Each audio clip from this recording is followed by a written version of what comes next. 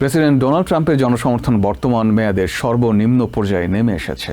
বেশ কয়েক মাস ধরে তার জনসমর্থন 40%-এর আশেপাশে থাকলেও সর্বশেষ জনমত জরিপগুলোর গড় অনুযায়ী প্রথমবারের মতো তা 39%-এ নেমে গেছে। অন্যদিকে তার কর্মকাণ্ডে অসন্তোষ প্রকাশ করেছেন দেশের 58% মানুষ।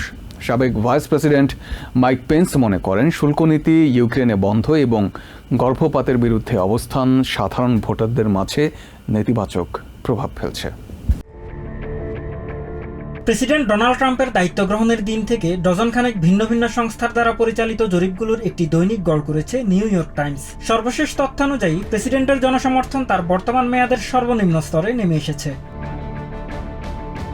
বৃহস্পতিবারের চিত্র অনুযায়ী ট্রাম্পের জনসমর্থন বেশ কয়েক মাস ধরে 40%-এর ঘরে থাকলেও তা এখন 39%-এ দাঁড়িয়েছে। এছাড়া প্রায় 58% মানুষ তার কর্মকাণ্ডে গভীর অসন্তোষ প্রকাশ করেছেন। নিউ ইয়র্ক টাইমসের একটি জরিপে অংশ নেওয়া 12 জন ট্রাম্প ভোটারের সবাই প্রেসিডেন্টের দ্বিতীয় মেয়াদের কার্যক্রম নিয়ে অসন্তুষ্ট। তাদের মধ্যে 9 জনই বলেছেন তারা ট্রাম্পকে ভোট দেওয়ার জন্য এখন অনুতপ্ত। রয়টার্সের নতুন জরিপ বলছে প্রেসিডেন্ট ডোনাল্ড ট্রাম্পের জনপ্রিয়তা কমে 34%-এ নেমে এসেছে। জীবনযাত্রার ব্যয় সামলানোর ক্ষেত্রে মাত্র 22% মানুষ তাকে সমর্থন করছেন, আর সামগ্রিকভাবে মাত্র 27% মানুষ তার অর্থনৈতিক কর্মকাণ্ডে সন্তুষ্ট, যা তার রাজনৈতিক ক্যারিয়ারে সর্বনিম্ন। ইরান যুদ্ধের কারণে গ্যাসোলিনের দাম বৃদ্ধি পাওয়ায় মার্চ মাসে দেশের মূল্যস্ফীতি আশঙ্কার চেয়ে বেড়েছে। জ্বালানির উচ্চ মূল্য সাধারণ মানুষের ক্রয় ক্ষমতা কমিয়ে দিচ্ছে, যা জনসমর্থন কমার প্রধান কারণ বলে মনে করছেন বিশেষজ্ঞরা। এদিকে রিপাবলিকান পার্টি দীর্ঘদিনের রক্ষণশীল আদর্শ থেকে বিচ্যুত হচ্ছে দাবি করে এটিকে পুনর্গঠনের উপর জোর দিয়েছেন সাবেক ভাইস প্রেসিডেন্ট মাইক পেন্স। বিশেষ করে মুক্ত বাণিজ্য, ইউক্রেন যুদ্ধ এবং গর্ভপাতের বিষয়ে ট্রাম্প প্রশাসনের অবস্থানের কড়া সমালোচনা করেন তিনি।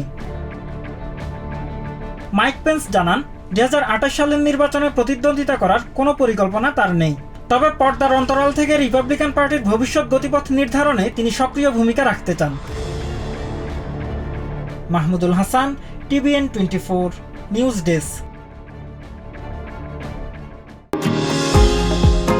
নিউ ইয়র্ক থেকে সম্প্রচারিত TVN 24 টেলিভিশন বিশ্বজুড়ে বাঙালির কণ্ঠস্বর।